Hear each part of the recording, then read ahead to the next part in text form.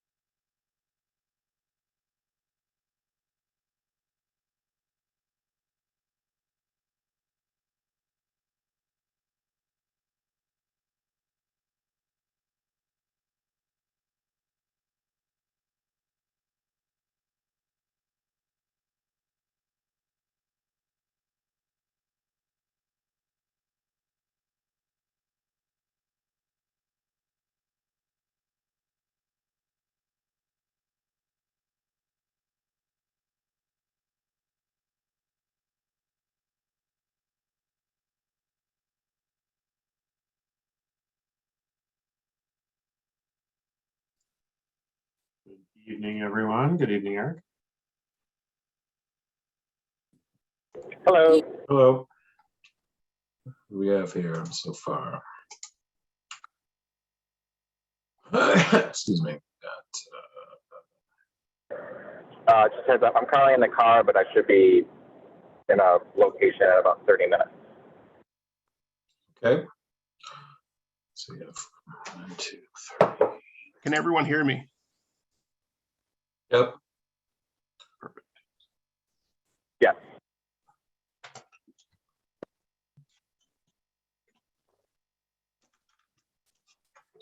So I think Mike, Jesse will be missing, and I don't see Susan yet. Do we expect her, or is she going to be also not here?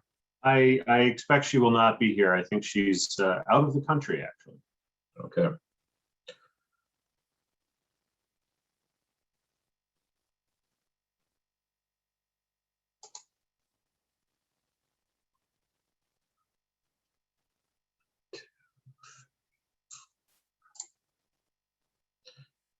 Well, I think other than that, we're all present from a board point of view.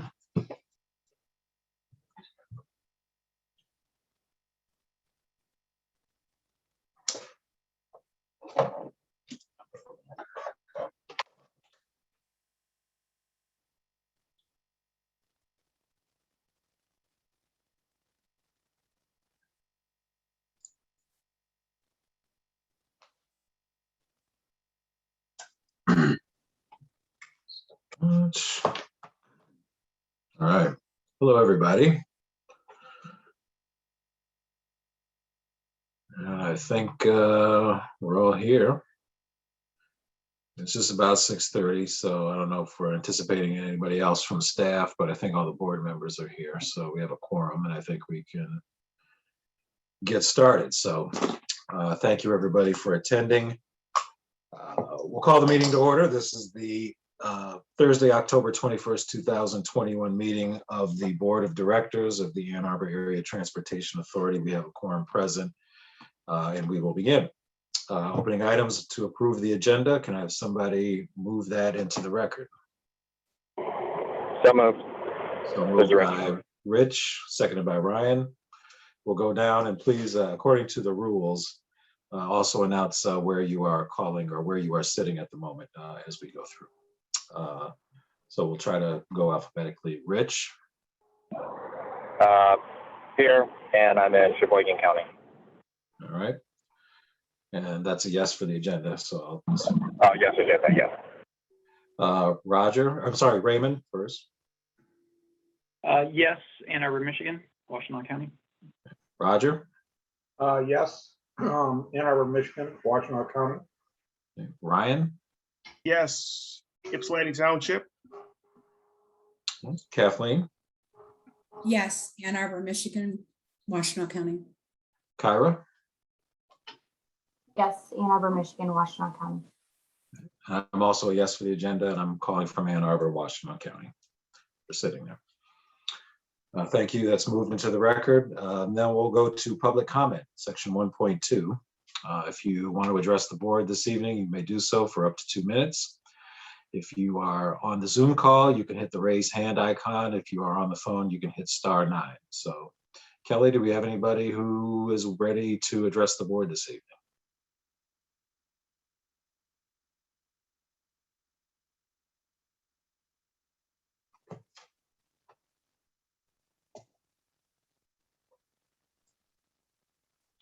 I think Kelly, is Robert? We do have several raised hands this evening. Okay. In just a moment, I will call on you and let you know that you are unmuted.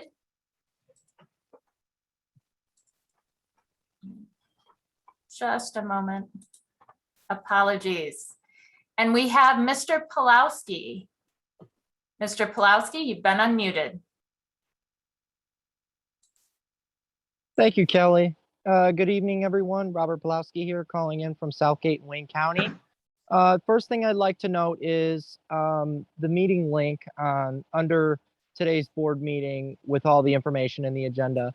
For some reason, the link and number was not there, and it was a hard time trying to get into this meeting. I was almost late getting into here because of that information not being on the page. Luckily, I was able to find it on the agenda. So if you could take a look into that, that'd be great.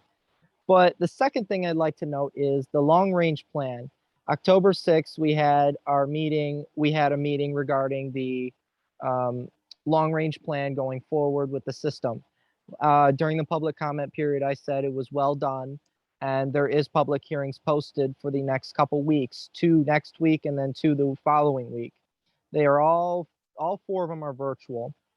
What I'd like to ask the board and also AATA staff tonight is if we could schedule a couple COVID-friendly in-person meetings, smart held bunch of in-person meetings when they had service changes on the October service changes last year and the April service changes this year. And they held one at Dearborn Transit Center at one point, and I forgot where the other one was in October, but I know when the service changes in April, it was Dearborn Transit Center, and they had a round in June regarding the Oakland County area, and they had it at OCCC Southfield, and they're all COVID friendly. Is there a possibility we could do some public meetings in person within the Briarwood Mall parking lot, an area of the parking lot that is empty? We could spread out the chairs and we could have members of the public come in for this in-person meeting. And then when the public comment period is going in, after the presentation, we could give them the mic and they could speak. And it gives more people more options that are not unable to attend those virtual meetings. They can make those in-person ones the following week whenever they're set up. I think Briarwood Mall would be the perfect spot to have an in-person meeting because there's a lot of empty space within that parking lot. And there's enough space to spread out the chairs because of COVID and to make that COVID friendly. So it's just a suggestion, and hopefully we could look into it. But other than that, thank you for the time and opportunity to speak, and I hope you have a good rest of your night. Take care now. Enjoy the rest of the meeting. Thank you. Kelly, do we have anybody else who wants to address the board? We do have another hand. I believe it is Rachel Baird. Rachel, you've been unmuted. All right, can you hear me? This is Jim Ogenson. Rachel's my wife. We have a shared computer. So welcome, Kelly. When I first started attending AATA board meetings, things were relatively simple. There was the 1973 ongoing millage that never had to be renewed. There was the state and federal money. There was the purchase of service agreements, and there were fares. And staff figured out what to do. And the board basically said, yes. And when I was in a snarky mode, I said, it's sort of like the University of Michigan Regents. Since that time, things have opened up. It's always been a little easier to get some of the AATA information than it is from the regions, but that was kind of the pattern. Now things are much more complicated. You have all the things that I talked about earlier, and now you have what I call the 2014, the overlay millage. And the other thing that happened is when the county plan failed, it also brought in Ypsi and Ypsi Township as being part of the authority, something that was not allowed to be considered, or everybody was just too scared to broach that topic for 40 years because it was just too hard. So we have this situation now. The concern I have with some of the discussions around long-range planning is to really understand that complexity and to make sure that you have to remember that everything depends on the millages being passed. Because at the time the millage was passed, it was not just an expansion, which could be reduced, but it also saved the problem of Ypsilanti. Because there's a funding for Ypsilanti with the POSA. So that's one of the reasons some of that stuff moved. So I just kind of bring that up as we're thinking about how all of that is happening. It's not just the expansion and the structural problems that came to the budget. It's that bigger question about the implications for the whole service as a whole, intertwined with all of that financial complexity. So I look forward to coming at the end of the meeting. As always, thank you very much for your time and attention. Thank you. Kelly, do we have anybody else who wants to address the board at this time? I see no other hands at this time. Thank you. So we'll close the public comment period and move on to general announcements, section 1.3. Does anybody have any general announcements either on the board or the staff this evening? Now we'll close the general announcements and move to the consent agenda. A number of things are in there.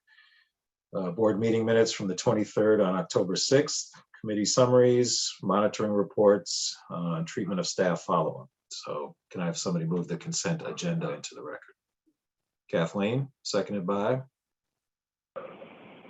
Second, Rich. Rich, seconding. Thank you. We'll go down and just yes or no on the consent agenda. Rich? Yes. Raymond? Yes. Roger? Yes. Ryan? Yes. Kathleen? Yes. Kyra? Yes. I'm also yes. That passes unanimously. Thank you. Section 3 then, policy monitoring and development. 3.1 committee meeting discussion. Any discussion on any of the consent agenda items?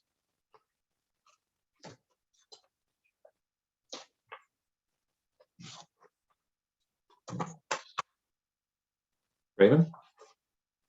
I just wanted to thank Matt and staff for putting together the response to the staff report and satisfaction survey. I think, you know, it's something that we discussed at length at a previous board meeting. So I'm happy to see that staff kind of took the suggestions from the board to heart and have a game plan to move that forward. So just a thank you to Matt and his team. Thank you. All right. Anything else? If not, we'll move on to 3.2 then, the board work plan for 2022 in your packet. This is kind of up for discussion, and then if we're prepared to move forward, we can, but really it's a discussion item. Starting on page 45, really, well, it starts on 43, and then you see kind of the time commitments and attachment to on page 45, but really this is meant to be an outline of our board work plan. I met with the CEO a few days ago to kind of talk about some of the board work plan issues. I mean, obviously the three that you see there at the top of 45 are the big hitters for this fiscal year. We've got labor negotiations, we've got our long range plan, which we, I think, talked about last meeting in terms of needing ongoing monitoring and updating. And of course, we have our millage that's going to be going forward. So those are three big items. I did not dare to add more to the board work plan than that without first going through my colleagues on the board, because I didn't want to revolt and everybody to quit. So I want to get input to see if there's anything else we should be thinking about, either board education items or other big ticket items for the board work plan. This is again aside from policy monitoring, et cetera. You know, you can see kind of in the middle of page 45 some of the things that we did in the past, tackle the bylaws, tackled some of the LAC issues, labor negotiations policy, et cetera. And so those have been kind of checked off the list. We've kind of we restarted and made some progress on ownership linkage meetings, but maybe there's perhaps more to do there. So I want to open it up to the board to talk about if there's anything else on the work plan that is a glaring omission that we should be adding and how we should think about that. So I'll just open it up for a discussion at this point.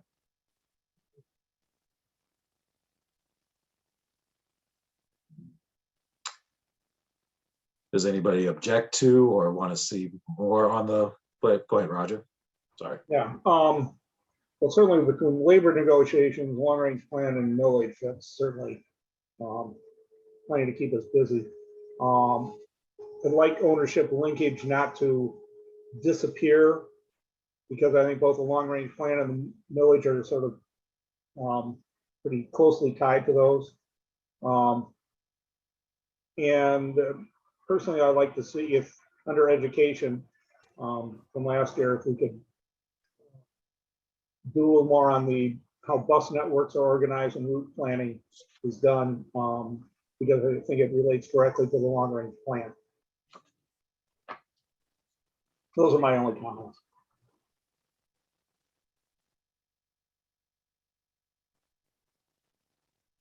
Okay, thank you.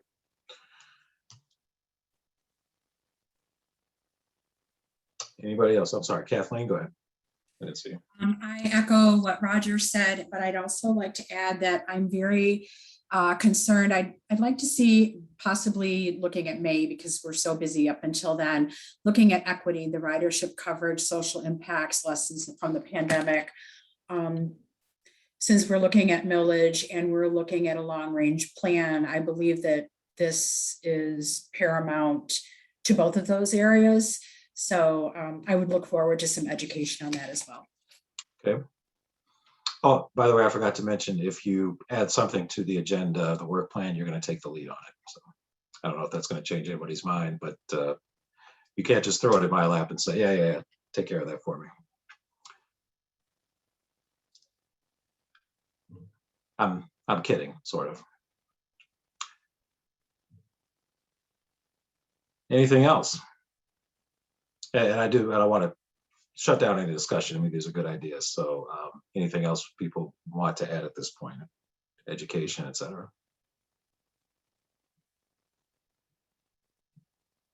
Okay, we'll see if we can weave those two in from a education topic point of view. But I am serious in that if you have ideas about how we can tee that up and get it to the board in terms of speakers or specific topics, please let me know, anybody in particular who has an interest in those. And then I think ownership linkage is an ongoing thing, and I think we have to think about how we restart that. And maybe it takes a different format on, but I think the governance committee can give that some thought and talk about that at future meetings. Okay.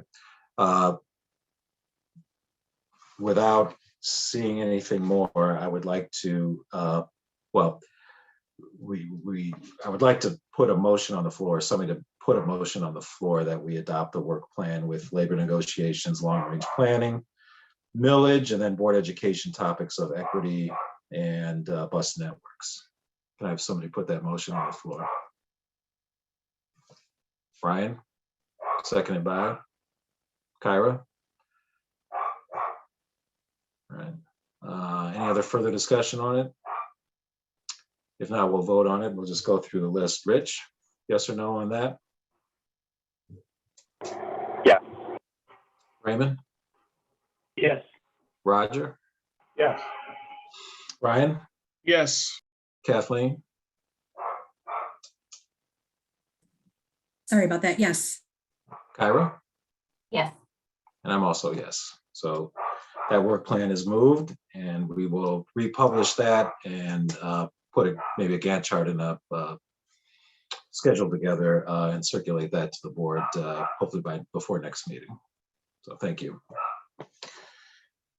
We'll move on to section 4, strategy operational updates. 4.1, the long range plan discussion. And it looks like Mr. Yang will walk us through this again. So Forrest. Thanks, Mr. Chair. Good evening, everybody. I just want to give you a quick update. As you know, we released materials on Monday. The public engagement round 2 officially started on Monday. There is information about upcoming public meetings, online survey, or other materials are available on the website by now, and as of Monday. Just quickly update, we already have had a few meetings so far this week. It has been a busy week. Even starting from last week, we had a staff town halls and with over 50 people attended. And then this week we had a first stakeholder webinar, had people from 15 different organizations attended. And then we had a work session with East Sandy City Council on Tuesday. We had an Ann Arbor Transportation Commission last night, and went to Washington County Board of Commissioners, had a short presentation there. So before generally we received some good feedback so far, and there's some initial positive reaction from the community. But I want to, since Jesse was there on Tuesday at the Ypsi City Council meeting, and Raymond at the Transportation Commission, I want to kind of give them a chance to say if, how they think the meeting went, some of the reactions from the council and Transportation Commission members. Oh, Jess is not here. Sorry, Raymond, probably. Yeah, Forrest did a terrible job. No, I'm kidding. Forrest and the consultant team from Left Turn, Right Turn did a fantastic job presenting the material. It was concise. It was, well articulated and presented. Transportation Commission did throw a fair number of questions at both Forrest and the team, but I think they handled those questions masterfully. And I generally got a positive read from the Transportation Commission. They, seem to like the fact that there's some of the scenarios call for some ambitious changes to, the network and how many people are served. They offered some suggestions on how to kind of tell the story about the impact, both in terms of, vehicle miles traveled and some of those externalities that can be addressed through transit. So, I think the Forrest and the team took that to heart and will maybe think about how to incorporate some of those suggestions. Job well done to Forrest and the team. And I think it got a pretty positive reception. Thank you, Raymond. Anyway, so those are just the meetings so far.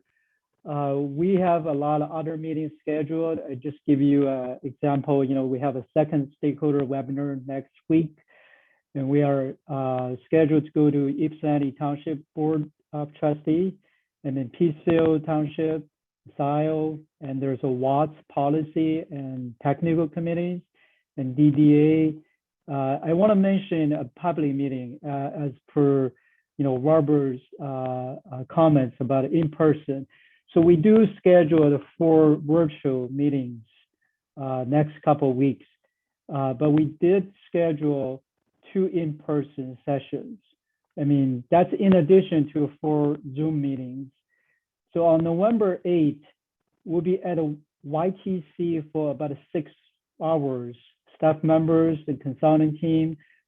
It's a drop kind of a pop-up session.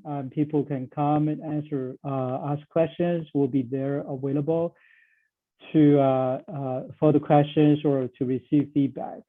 So, and then on November 9, we'll be at BTC for another 6 hours.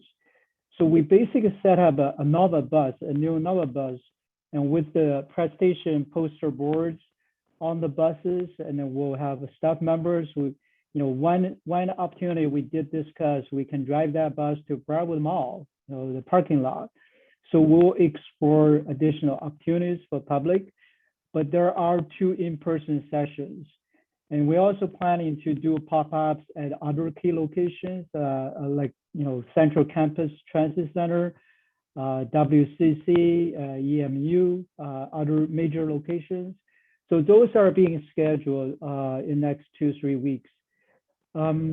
We are also planning to arrange some, individual with meetings with key stakeholders. And there's online feedback form, there's online survey. A lot of things have been done. I want to thank to the team, especially the community relations team, and they did a lot of work, try to get the words out. Just give you some examples, of course, press release went out on Monday, and there's bus card posters on buses and at the transit centers and our main office. There are seat stickers on all buses. There's also flyers and, distributed internally to staff and also to partners like a library and the city and townships. There's also on the vehicles like TheRide vehicles, GoRide, FlexRide. we were going to do a paid media campaign, there including radio, print, and digital. There's also direct mail went out to all households in our service area with the household income below $50,000, because we consider those people may not have access to, to a website or a smartphone. So we did a direct mail. And then there's, newsletter, social media posts, Facebook, and of course our website, and then dedicated website, project page. So lots of things, lots of work for sure. Hopefully, even I noticed a lot more feedback coming from the website feedback form. So I monitor those emails. So lots new emails coming in. So hopefully we'll get the community engaged, get lots of feedback, get a lot of people do the survey. So that's the things we're doing. Try to make sure the community get the information and provide feedback. So that's all I want to say. But before I close, I think Matt want to touch on one more thing about the legacy slide he presented last time. Sure, thank you, Forrest. And I do want to commend staff. They've been doing, it's just been a huge level of effort. They've been running flat out for a month for this release. And I think Monday was a big deal. I'm seeing a lot of great chatter. The information that's gone out has been, I think, very well received because it was so well put together. So I compliment Forrest and Mary and all of the team. They've really done, I think, a yeoman's job on that regard. There is one slide, however, I do want to revisit with you today. I'm going to try to bring it up if I can. I hope you all can see this slide. Okay, Kathleen's giving me a digit. All right, great. So most of the slides that are being presented to the public are very similar to the ones you saw several weeks ago, with one exception, that this slide is not really being shared with the general public, because really it's you that I think are the hallmark audience, the target audience of this slide. And this is, we're going to get a lot of really good feedback from the community about the lines on the map and the mill rates and the various services we provide. I think it's really our decision internally about this point. And this is something that's usually not handled directly in a service plan. So I wanted to come back and just spend a little bit of time with you this evening, continuing this discussion. I don't expect any conclusions or decisions this evening, but there is, I think, a really good point to be made. Most of the transit plan that's being developed is about the supply of transit services. How much and how is it organized? How many different types of programs? But the demand for the service is, I would say, even more important. When parking is ample and free and gas is cheap and we live in low density auto-oriented communities, I'm going to be honest, it's not easy to build transit ridership. We're starting to see many of our communities already take, I think, really progressive steps in many of these areas. But something I've heard pretty consistently is that people feel like the ride should be more engaged in maybe directly advocating for some of these things, or taking firm public positions on some things, or pressing for certain changes either in public or behind the scenes. And setting aside the question of resources, which I think is a legitimate issue in terms of how many people we can dedicate to this sort of activity. Before we get to that, I think there's a question of should we? And if so, to what degree? Many of the issues that could show up on a legislative platform, if we were to develop one, Some of them would be federal or state issues, and we could very easily contract a professional advocate or lobbyist, if you want to call it that, to represent our interests in Washington, D.C. or in Lansing. That's very common. But here locally, that option really doesn't work as well. It would be more staff and board members, frankly, doing that. But then we run into the question that a lot of the things we would be advocating on are decisions that are made by and controlled by the municipalities that we serve. So land use decisions being, I think, a great example. Forrest and I recently were able to be a part of the City of Ann Arbor's transit-oriented development zoning process. And we walked, I think, a fine line there of being able to offer technical perspective in terms of what sort of things are best in a TOD zoning, but stopping short, frankly, of saying, and we did not say TheRide supports higher density throughout the community, because that would have been, I think, a more provocative position, something that frankly might have upset some voters and some moral or possibly legal owners. I can think of some elected officials who perhaps might not be happy with us directly stating such things. And elections do change, who's in power from year to year. So something I'd like us all to think about, and if we can entertain any discussion this evening, I'd love to hear it. To what degree do we want to get into assertive advocacy in a public realm? Assertive advocacy behind the scenes is one thing, but to what degree do we want to be publicly assertive? And I don't think it's a right or wrong. I think it's just a question of risk and what we're comfortable with.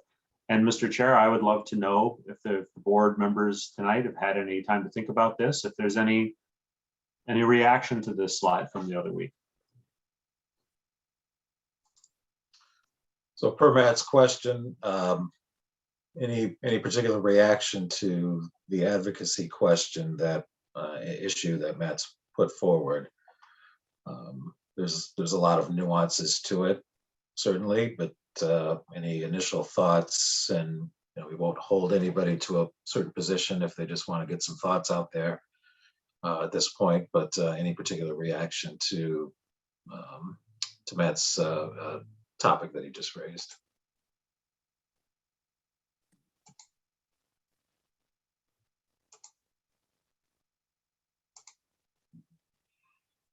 Kathleen, go ahead.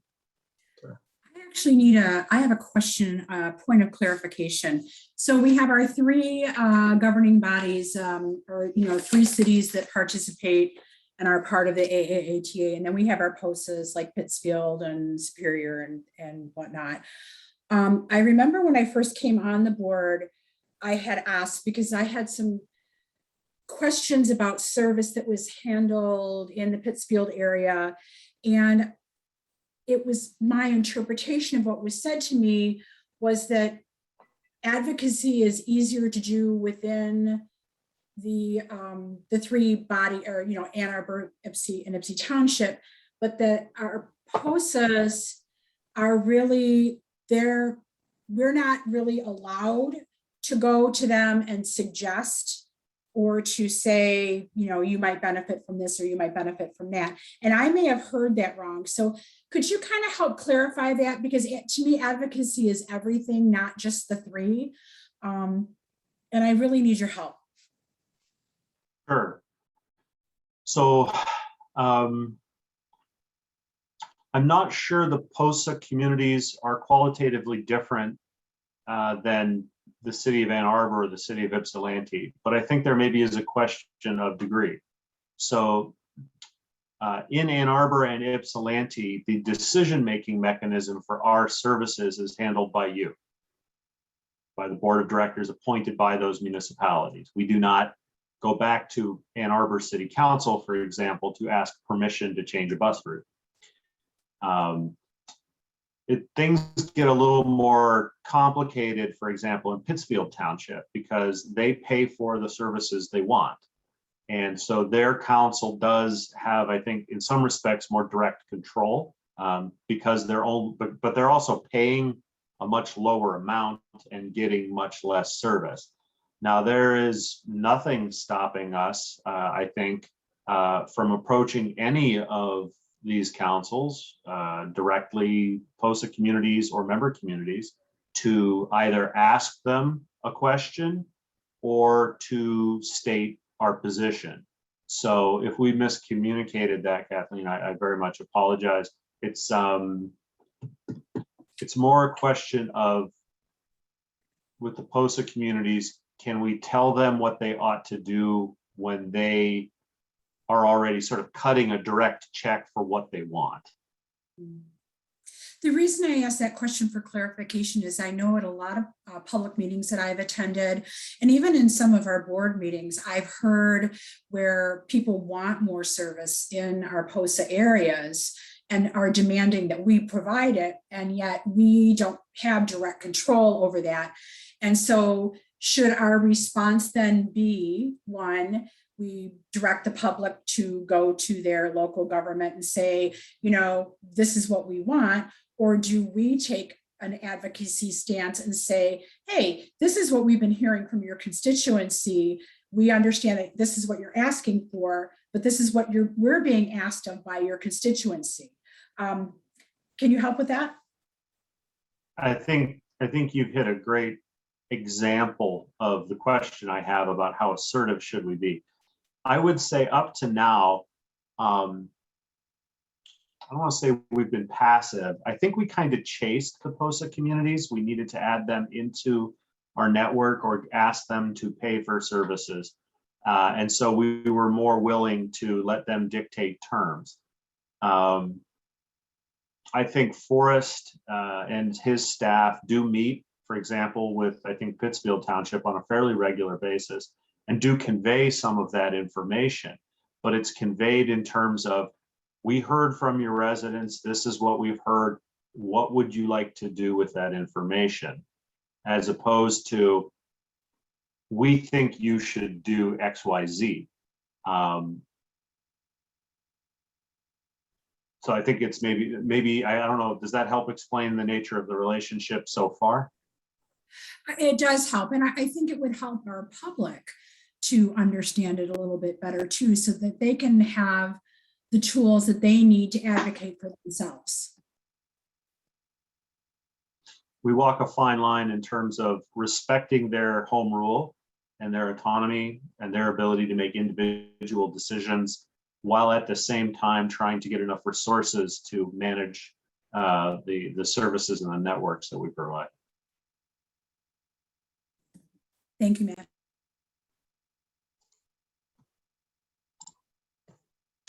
Others? Raymond, go ahead. Yeah, so first, Matt, to the question you posed, and you know, I think providing technical expertise on things that directly affect the organization, continuing to do that, I think is definitely appropriate, and I think it did help with the city's discussions about the transit supportive land use. I will say, I think we've already dipped our toe into certain issues, right? So when the RTA was talking about funding, you know, we took a fairly aggressive stance on that because it affected kind of our bottom line. You know, we kind of, you know, networked and advocated and, you know, for our interests. Some of the other issues that are also affect us, like the ones you pointed out, land use and parking policy and things like that, are a little bit more indirect, but can have just as much effect on ridership as well, right? So I guess what I'm getting at is, for, you know, trying to think through this through a sort of policy governance type framework, and you know, as you all know, I sometimes run afoul of what that means.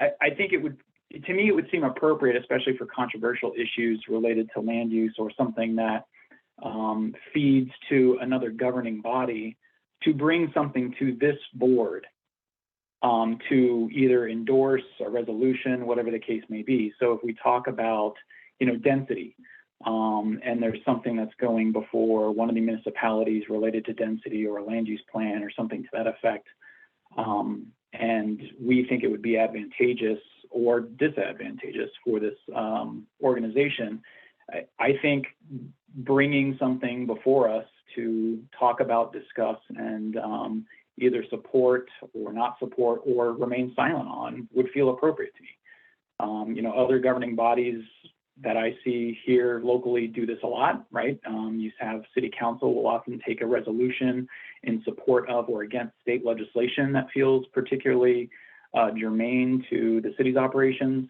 So I see it in much the same fashion, where this body could pass a resolution of statement that kind of makes it known what our position is on an issue, even if it's a controversial one.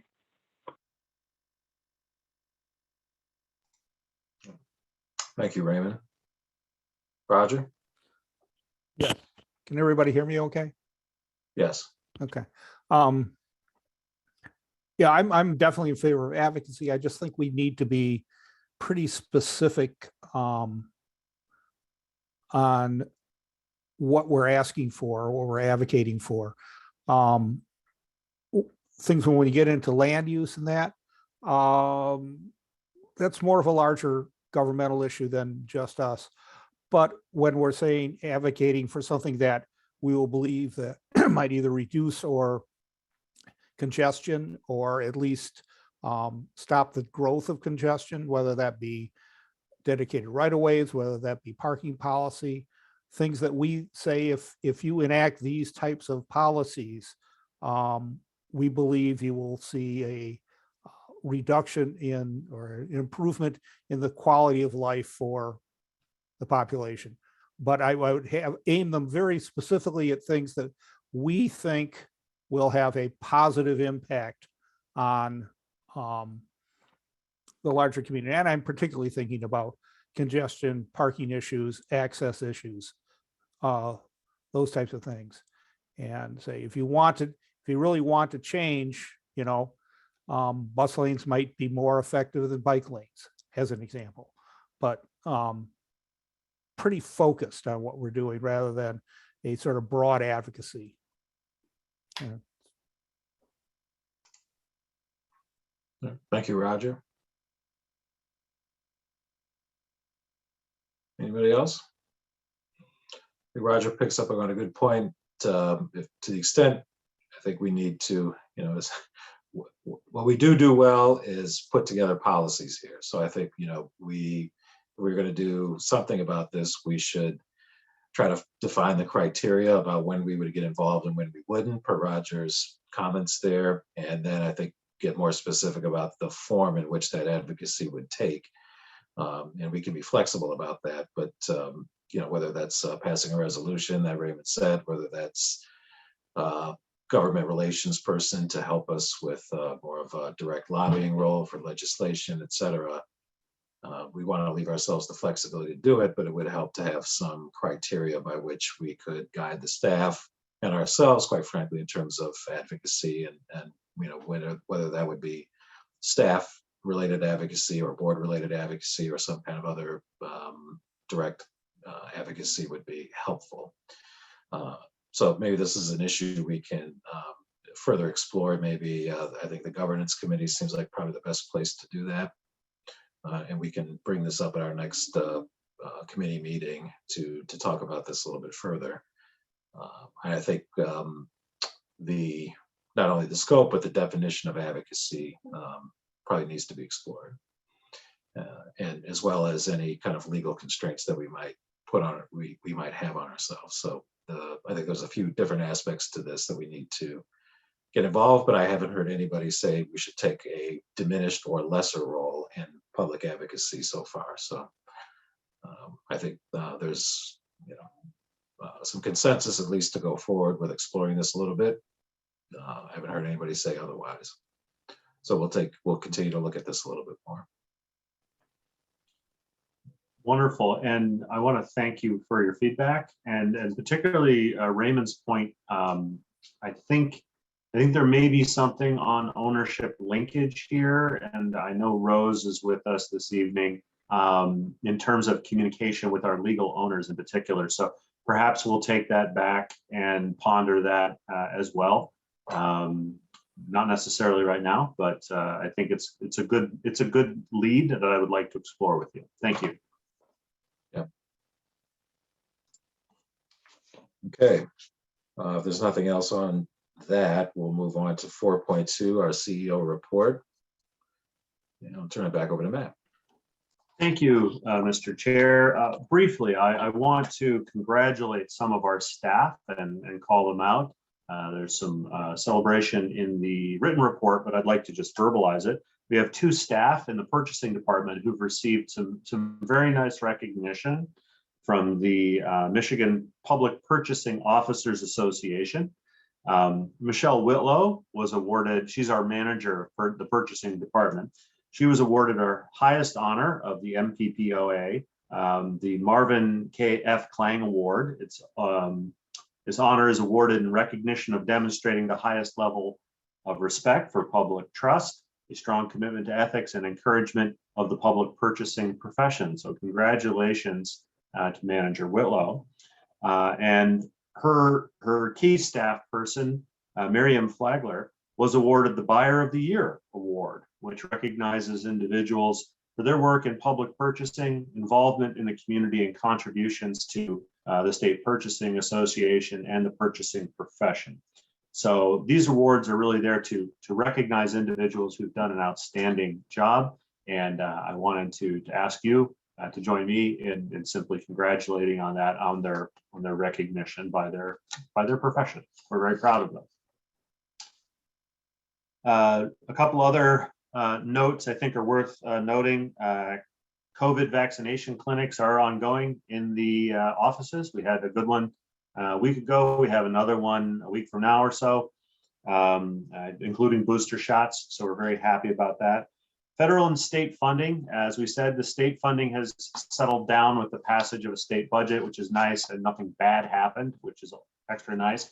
Federal government continues to be like watching a soap opera as the world turns, perhaps for those of us political junkies. Reading the tea leaves is no easier now than it was a week ago. But as soon as we hear something, we will certainly let you know.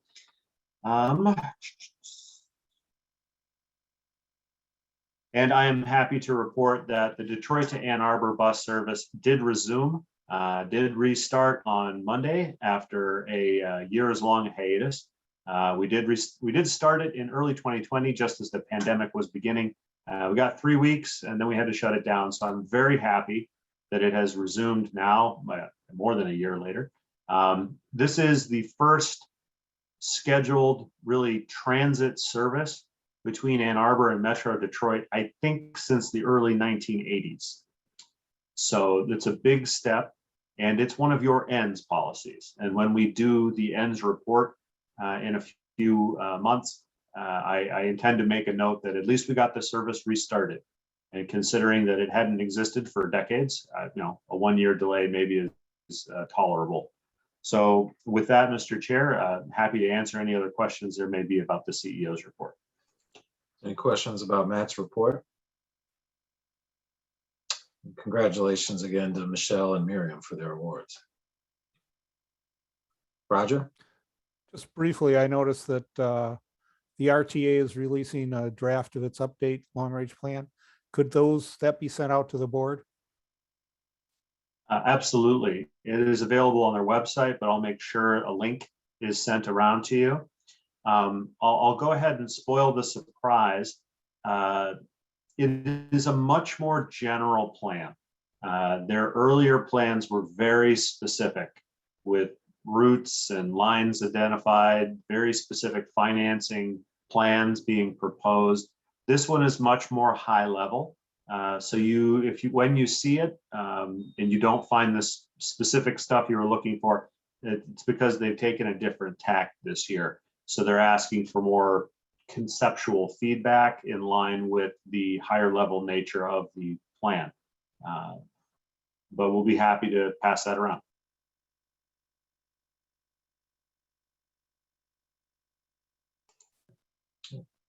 Anything else on the CEO report? We'll close that one and move on to emergent business. Anything not on the agenda that's emerging we should know? All right, if not, we'll go to section 6, closing items. We see the topics for the next meeting. I'm sure there'll be, in addition to those, you see there some more. Any discussion on those topics for next meeting? If not, we'll move to public comment 6.2. And we'll open it back up for comments and questions to the board. Again, if you are on the Zoom call, you can hit the raise hand icon. If you're on the phone, please use *9 and Kelly will unmute you. So Kelly, back to you. Do we have anybody who's looking to address the board at this time? We do have several hands raised. Okay. Mr. Mogensen, you've been unmuted. Yes, so I wanted to talk to you about, I've been going to the Watts Technical and Policy Committee meetings. And some of the staff were there, so they know what I'm probably about to say, which was when you had the situation where you had to decide to restart the senior ride with the higher fare, that has caused a lot of distress in the community, as we know. The AARP, not the American Rescue Plan, the AARP, right, of retired people, has started some ride service that they have. And my idea is that somewhere between wherever that funding is coming from, which is allowing AARP to do that, and the structure that AATA has and has to keep in place, somewhere there's some kind of a community possibility that would allow that kind of service without the higher cost, without the need for the higher fare. Is that so? This is trying to break out of the box that we normally have of having to fit into the financial structure of the AATA, and maybe having the county provide some money to provide that, or some other communities help to provide some of that long-term funding, not wanting to create structural deficits, but also wanting to do that. And so I think that there may be ways to explore that, in ways that we may be able to do that, because in the end, the real need is to have seniors have an option when they're no longer able to drive. My mother lives at an independent living facility, and people who might be considered no longer able to drive still drive. And it's a problem. And so having something where they can get to their doctor's appointments really is important to have that happen. Second thing I want to bring up to shift is to remember the history, which is becoming harder to access, which is when AATA was first started and the decision was made by some of the board members on the AATA to make it so that the service was in the urban core between Ann Arbor and Ypsilanti, and there was some history to that. They used federal revenue sharing money, and that's why the Ann Arbor Township and Ypsi Township and Superior Township and Ypsi, they were all able to do that because they used the revenue sharing money, federal revenue sharing money, to do that. And when that revenue sharing money went away, Ann Arbor Township decided not to participate anymore. And when you look at some of the little glitches in there, like Washtenaw Community College is in Ann Arbor Township, and I think St. Joe's is in Superior Township, and it's all very complicated. But that was the beginning of the purchase of service agreement approach, and it doesn't entirely work within a system that crosses all those boundaries within that. If that makes any sense. So again, that's that going back into the history to remember and understand how some of that dysfunction happened, and that it was not all incompetence. It was people being stuck with bad situations, trying to figure out how to make them work. So I think somewhere there's a way to make this work, that the entire service area can be served. Thank you very much, as always, for your time and attention. Thank you. Kelly, who's next? Mr. Pulowski, you've been unmuted. Thank you, Kelly. Robert Pulowski again. Just like to give some credit to Mr. Carpenter and Mr. Yang on the long range plan and the presentation as well. Well done. Uh, I'm looking forward to seeing this plan come to life later in my lifetime. It's especially with the park and rides and all of it. So well done on the plan. But I also would like to chime in on here with more reach out.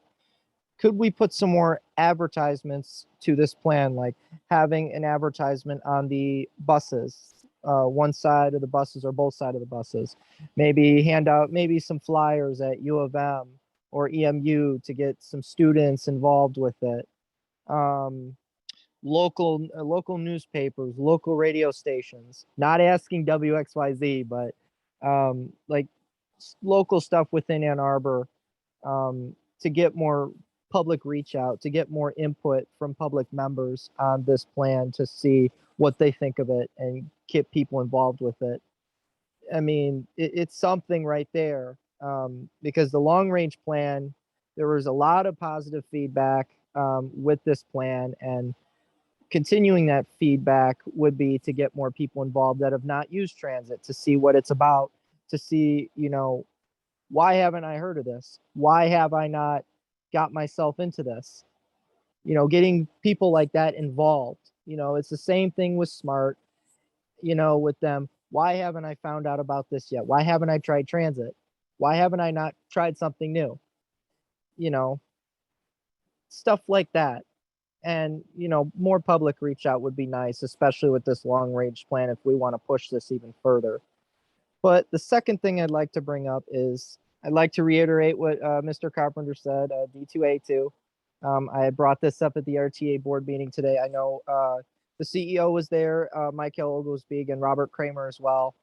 The public reach out for that has been outstanding. The ridership has been great.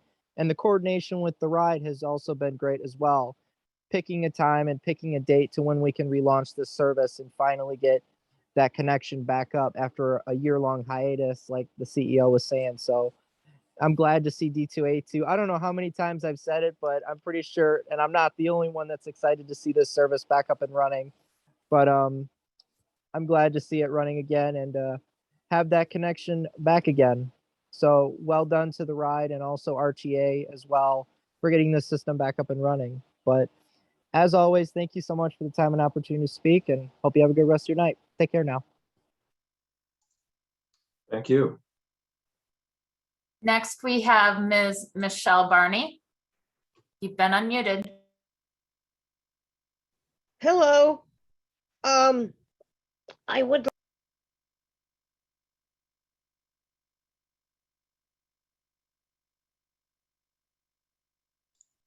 Ms. Barney, I think you went back on mute. Can you hear me now? Yes, well, I think you're back on mute again. I pushed unmute. It comes back up and I'm muted again. I don't know what's wrong. Can you hear me? We can hear you now. Okay, good. I'd like some clarification. I got a card that gives a bunch of times for Zoom meetings about the future. What kind of feedback are you looking for? What sorts of plans or ideas? What do you want to hear? What general kinds of things? Because I want to think about the things you're thinking about, so it's relevant. Please clarify.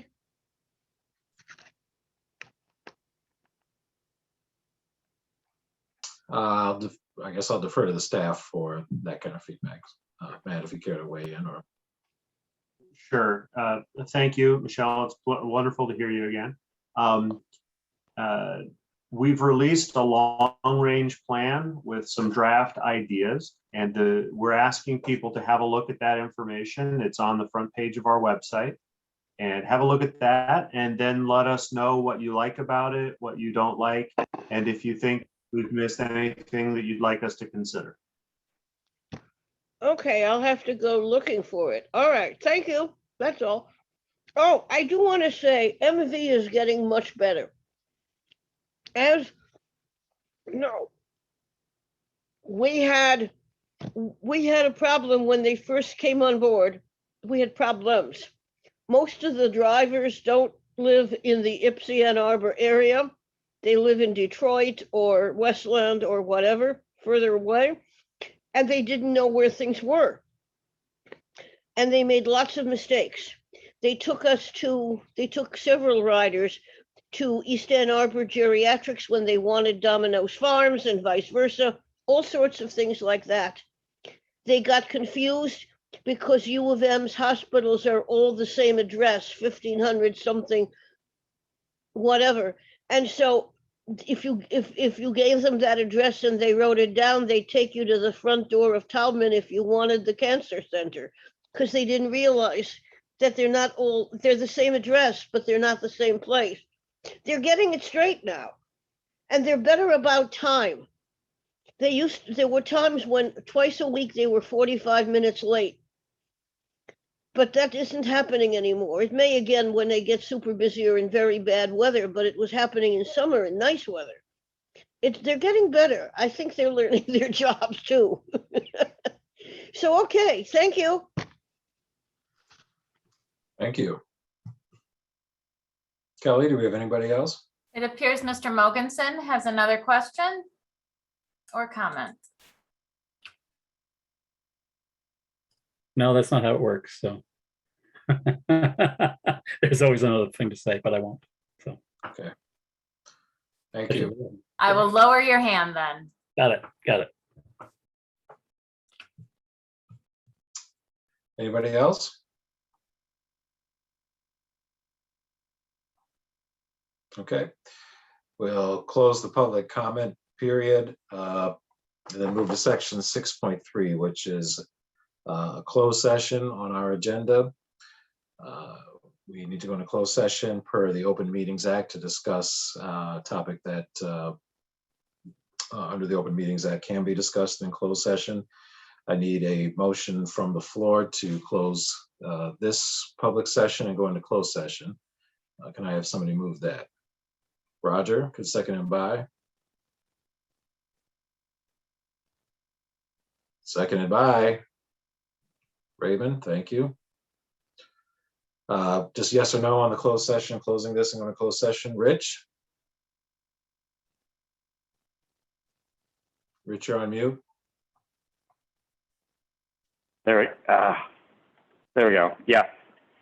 Raymond? Yes. Roger? Yes. Ryan? Yes. Kathleen? Yes. Kyra? Yes. And I'm also a yes. So the link to the closed session was provided by, sorry, Brian, go ahead. Oh, no, nothing. I'm good. Okay. The link to the closed session was provided by Kelly earlier today. So please exit this meeting and use that closed link to get to the closed session. We'll see you there.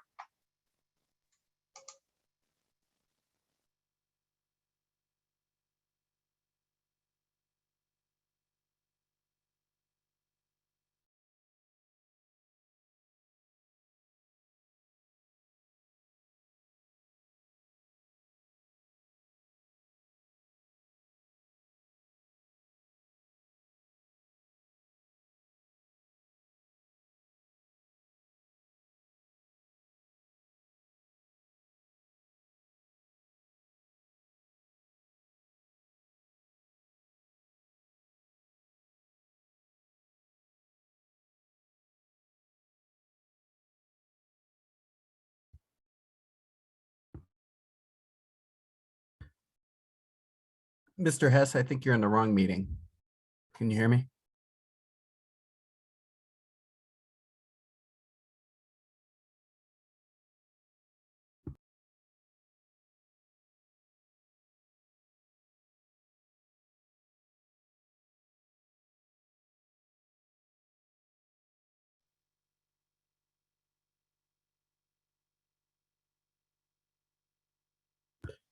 Mr. Hess, I think the meeting, you have a different link.